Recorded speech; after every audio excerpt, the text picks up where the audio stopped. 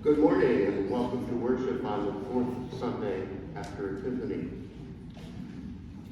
You might have noticed that things are a little different looking today. We welcome Lauren back to the piano for the second week in a row. Thank you again for last week, and we look forward to this week.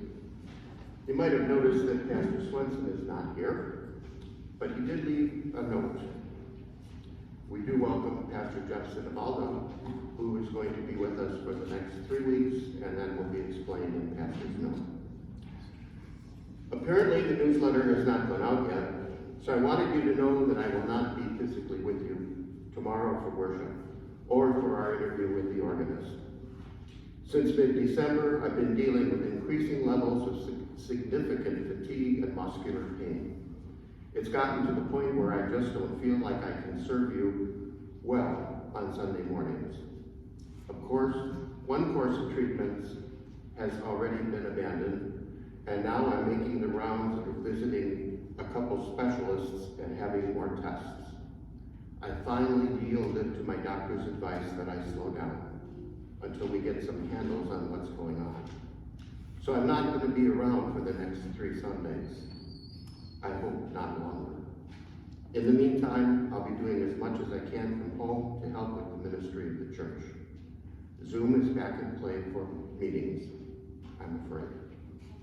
It goes on with a little bit more, but I think that's the gist of what you need to know. With that, prepare our hearts and minds for worship with the prayer. Good morning. Guess the mic works. That was my question. My name is Jeff Sinabaldo. I'm trying to remember when I was here last. I feel like it was maybe like 2005 or 6. So it's been quite some time, but it's lovely to be with you. I used to be the associate pastor at St. Matthew and Avon right up the street years ago, but when would we end there? 2010? That's been a long time too. But now what I'm doing is I am a campus minister, and I teach freshman and sophomore religion at an all-boys Catholic high school called Notre Dame in West Haven. So my joke about that is I get to hang out with kids that are mostly interested in thinking about playing and talking about hockey, and I get to tell them about Jesus every day. So that's what I do. But what a pleasure to be with you. And sad about Pastor Swenson. I've known him a long time, a good friend. I know he's in your prayers and he's in mine as well. But it is a joy to be with you over the course of the next few weeks. So let us begin and start our worship this morning.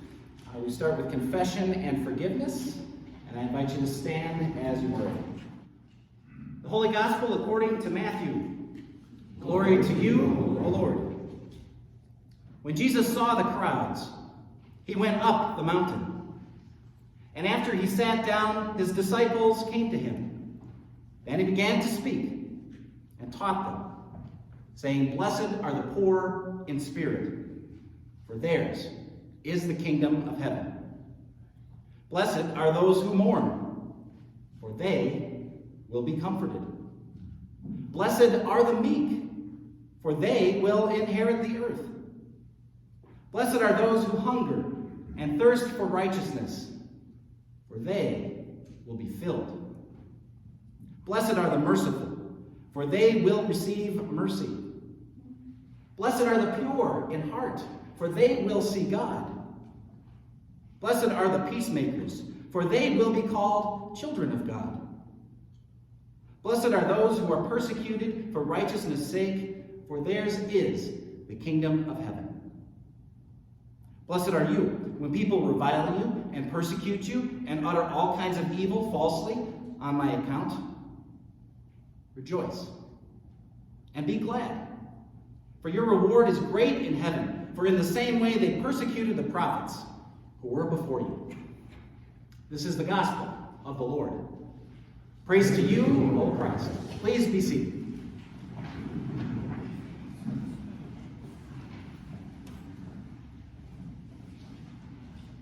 So I don't know how you feel about it, especially in these later days, but following Jesus, it really doesn't make any sense.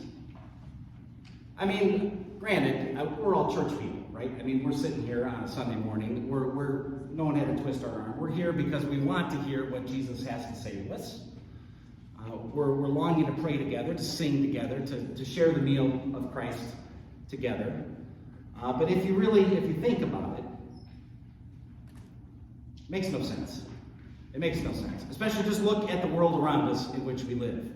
Divided as ever, as violent and cruel as ever, as full of all kinds of just deep-seated lousiness anywhere you look. And we can feel lost and confused and doubtful and depressed and lost, really, just wandering around. Does following Jesus make any sense? I mean, think about this. Think about what we believe, right?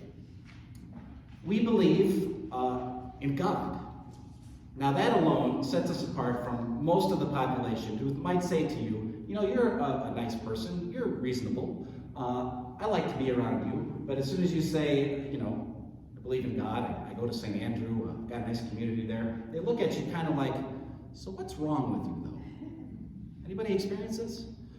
Yeah, hands up, I love it. Okay, right, so that makes us a little weird, it makes no sense. And then if you think about what we actually believe about Jesus, right? I mean, we believe that he was born into this world, that he's God, born into this world. Really? This is kind of a weird thing, right? That God somehow, if you can get past, is there a God? And people say, sure, there's a creator of the universe, that it was actually born as a human being among us, in a particular time, in a particular place, right? Jesus lived in first century Palestine, Judea, under the authority of the Roman Empire. He lived with a family. He was, I am assuming, observant of the Torah and grew up in the synagogue and went to the temple for the festivals. I mean, he lives in a real time and a real place. He had a language and a culture. He had friends. He made enemies. Really? I mean, does this make any actual sense if you really start to just kind of think about it? I don't know if it does. Here I am. I'm standing in the goofy outfit in front, telling you this. This makes no sense. It makes no sense to other people. And then, if you think about it even further, what is the central story that this book that we keep turning to, which is ancient, and somehow we think it speaks to us every time we open it and hear it. Where does it keep pointing it? It points us to this Jesus who's this God-man who died. Does that make any sense? And not only does this, you would think if God showed up, everybody would notice and you'd say, okay, now it's time to get our act together, right? But that's not what happened. We have this stories of his ministry, of, talking to real people, right, who needed healing and who were possessed by demons, if you can get around what that might be about, who had questions for him, who challenged his authority. And where did he end up? He ended up dead. And not just dead, but executed by the state. I mean, you have to be kind of not the best if that's where you end up, right? Think of the world in which we live. But that's what we claim. Does that make any sense? And not only was he executed, not on a whim, mind you, but he was crucified, which is not the best of ways to go, if you know anything about it. I mean, the Romans developed this expertly. It was meant to torture you, it was meant to shame you, it was meant to humiliate you, and not just the victim who was set there to die, but also their loved ones, their community. It was a reminder of who was really in charge, and it wasn't God, it was them. And yet what we claim, think about what we actually believe, is that this Jesus, this God-man, who lived here on earth, if we can wrap around that, who healed people and talked to them and taught these wonderful things like these Beatitudes, and was executed by the state, we actually claim that this changes everything. It changes your life and it changes mine. It changed the world 2,000 years ago, and it changes the world forevermore. That when Jesus goes to the cross, he defeats death itself. That evil is sent away running, and somehow in the way that your sinfulness and mine somehow is erased through no work of our own, but out of this amazing gift of love. And that the craziness we experience in this world, and we see in the headlines every day, and we feel palpably in our own lives, that all of that is just evil already defeated and on the run with one kind of last gasp. Does this make any sense? And yet that's what we claim.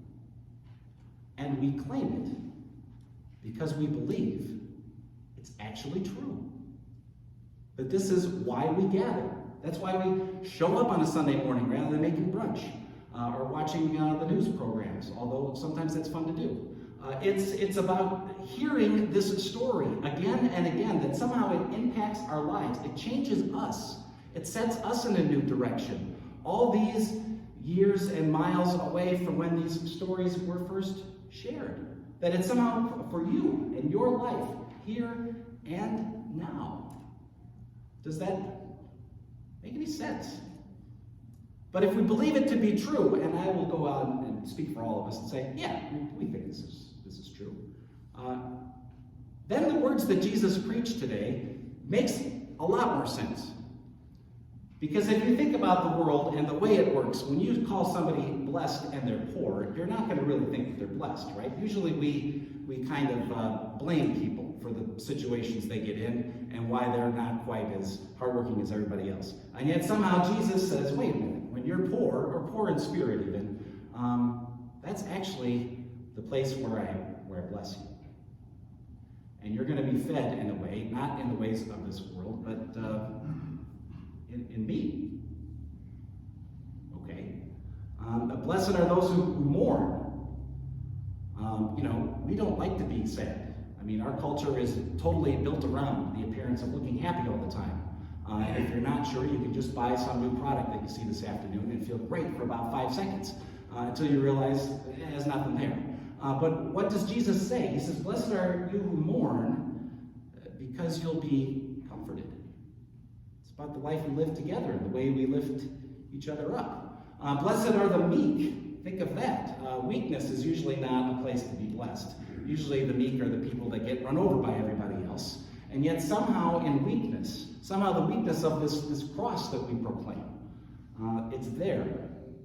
It's there that we see the power of God. And all these other things start to line up too. I mean, I'm not any more pure in heart than any of you, but somehow in encountering this Jesus, we are set right in a way that changes us. And we see God and the world in another way. And suddenly, it's not just about the way we're living, but where we're going and how God is renewing everything. So when we see people ostracized and beaten down by the world and at the hands of cruelty of others, suddenly it makes sense to do justice and walk humbly with our God in a way that's maybe different than the way other people are looking. And even when people make fun of us or shake their heads at us or scratch their heads and they say, really? This is what you believe? We know we're part of something bigger that really matters. We might not feel that today. I mean, I'd love to say the evidence of this impactful, meaningful, life, world-changing message has all of our churches bursting at the seams, but you know that's not true. And we've experienced what that has meant over the course of a number of years, have we not? And yet the promise is, you're blessed. You're blessed because you believe this amazing, wonderful promise that doesn't make any sense whatsoever. And it makes us do things that don't make sense whatsoever. Like forgive each other. Like serve in our community. Like plan in a way that's not just about protecting our future, but it's about giving the world over in a better way than the way we found it. Or at least the things that we are really passionate about, to hand that over in a new way. It might even cause us to do significantly foolish things. Isn't that what Paul is talking about in this passage to the Corinthians, right? The world's wisdom is not the wisdom that we're a part of. It's not just about stacking up and gaining enough power and prestige and influence so you can really nail it this time. It's about the one who empties himself out for us so foolishly, and you are changed by it. So a couple of years ago, right at the height of COVID, something happened to me, and maybe you've had some similar experiences. I don't know, we can talk afterwards over coffee. But I'm coming home in the afternoon, and my neighbor is sitting on my deck, because we could sit outside in those days. That was the only way you could really interact. Remember this? And he said, hey, I've got a problem. Maybe you're not doing anything, and you can help me out. A teacher at our school quit today, and orientation for this next year is tomorrow. What are you doing? I said, I don't think I'm doing anything. It's like, well, you want to come hang out with teenage boys and tell them what you know? Okay. Foolish, right? I don't know exactly how we did it. Tammy can maybe fill you in, but for the first little while, that was Zoom, which we all know well, and then eventually working our way back into the classroom and thinking about what that might mean. And as I said, these are all, knuckleheads more interested in sports than they are in anything else. And my job is to teach them this old book and see if we can get anything out of it. And you think, that seems like a smart idea, right? And then I left my church probably at the height of my pastoral career for about half of the pay and for longer hours. Does this make sense? I don't think it makes any sense at all. But again, what does Paul point? That community was ripping itself apart in Corinth. It's about our calling to boast in the Lord, to think about this story that somehow grabs a hold of us and changes us in a powerful way that maybe the world can't see or refuses to see, or at the very least thinks is so foolhardy. All they can do is kind of shrug their shoulders and say, really?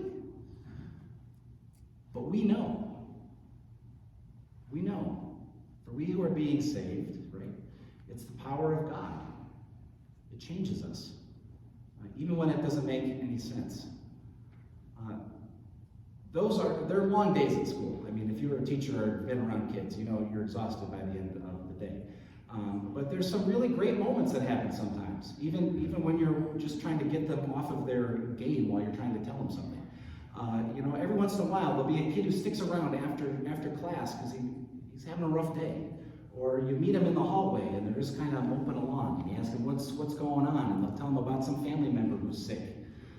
Or they did something great yesterday on the field or on the ice or something, and they can't wait to tell you about it, even though, do I really care? I don't. But you care about them, right? So it's great, and you want to build them up a little bit. Or sometimes they stick around because they say you're having a bad day, and they call me Red. Hey Red, you okay? And they'll sit there and talk to you for a few minutes. I mean, isn't that what it's all about? I mean, blessing comes to us sometimes in the ways we don't expect it. And it hits us over the head sometimes. And it's foolish to the world, but it's the wisdom in which we live our faith. I know there's providence in the world, even though that's not a huge Lutheran thing. But this is how it works. 2 weeks ago, I started a unit on the Sermon on the Mount with my freshman kids, not knowing I'd be preaching in the next 2 weeks, or that I'd be with you fine people this morning. So we started talking through the Beatitudes, and what's it mean to be blessed, and what about, being poor and mourning, and being meek, and being pure, and being peacemakers, and being persecuted, and working for justice, and all of these things that Jesus lifts up. And so we started talking about that, and we had some pretty good conversations. And then at Monday, I gave them a project to do. I said, here's what I want you to do. This should not take you long. It always takes them a lot longer than I think. But here's what I want you to do. I want you to go online, which you're all playing a game anyway, so you're there. All you need to do is find some kind of an image, some kind of a picture that goes with each of these Beatitudes. So go find pure in heart and tell me what it looks like. Go find the meek and tell me what it looks like. Go find a peacemaker and tell me what it looks like. And you can go ahead and find some churchy pictures or some sacred art or the memes that everybody sees in their Facebook feeds all the time. You can use those. But it would be better, far better, if you could find something from real life. And then what I want you to do, after you get a picture for each of these, then I want you just to tell me a sentence or two. You don't have to write a book. Just tell me, why did you pick that one?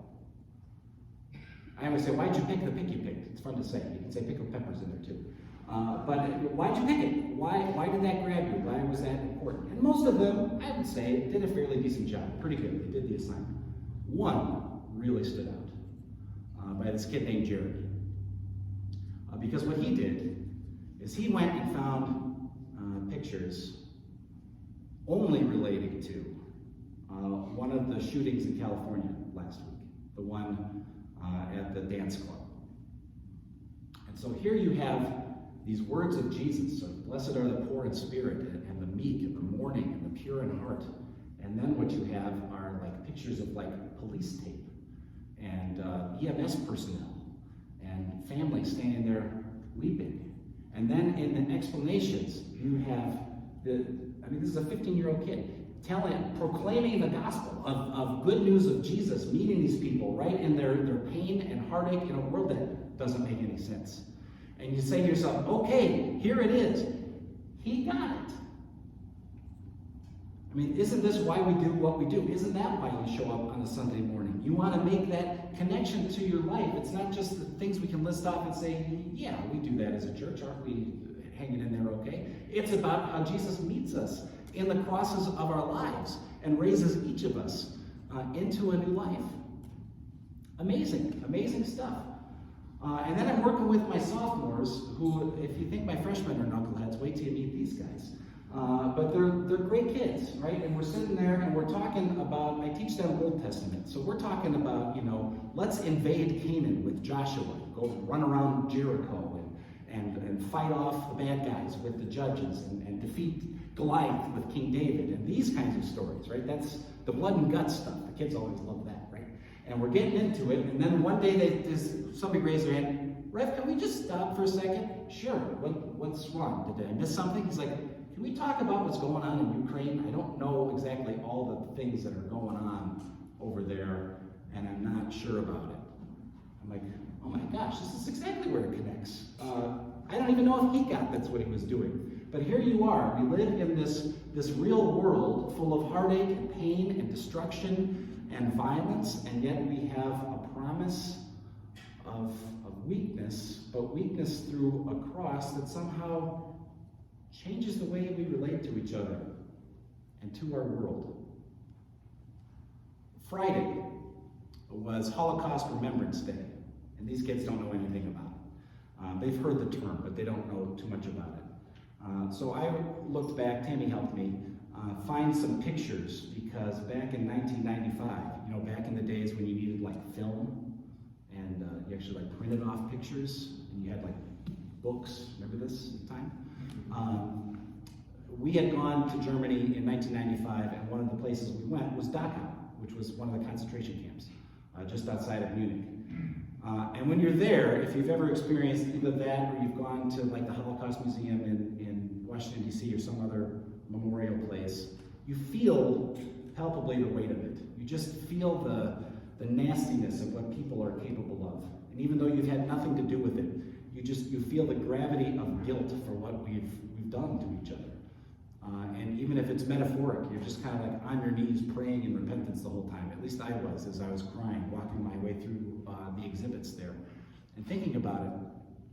And I'm showing them nothing graphic, but just a couple of pictures of the place where it was and why it's important to remember this every year. But then I have one other picture, and I'm glad Tammy found it for me. It was of this gentleman. Because when we were outside of the museum at the end, there was this little courtyard with flowers and a little statue. And this old man, I mean, this was 30 years ago, I doubt he's still with us, but this older gentleman was standing there, and he was a Holocaust survivor. And not only was he a Holocaust survivor, he survived that camp, Dachau. And not only that, he lived in town. He still lived there. And he came to this place every single day because he wanted to meet the visitors that came.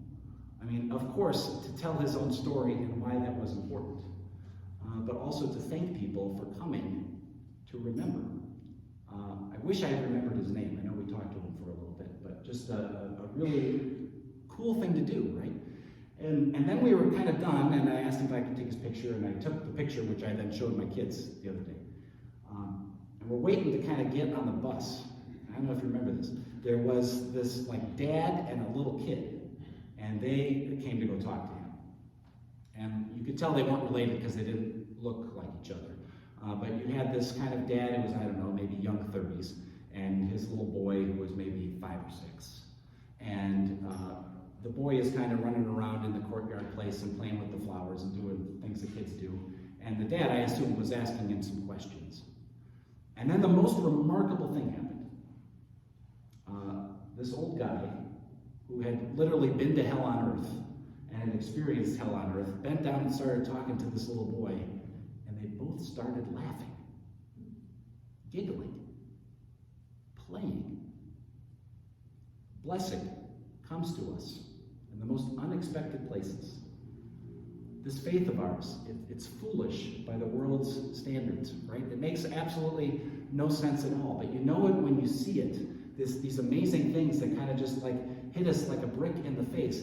Here you go. You want to know where God is at in the world? It's like a Holocaust survivor playing with a kid in the museum, and they're somehow enjoying each other's company. It's like these kids who sit at these desks every day and goof off and be 15-year-old boys, and all of a sudden one of them gets this aha moment, and you almost see the light bulb go off about where Christ is in his life and in ours. It's like showing up to church on Sunday when you weren't really sure if you wanted to get up. You knew Pastor Swenson was out, and who's this new guy? I don't know. Might be a good week for a pass, but you showed up, right? Why? Because this God-man Jesus, you know, is going to show up. And when this God-man Jesus shows up, our lives change. Especially when we're not looking for it. Especially in the ways we're not sure where it's going. But it's actually right there when the promise hits us, when it doesn't make any sense. Jesus comes to bless us.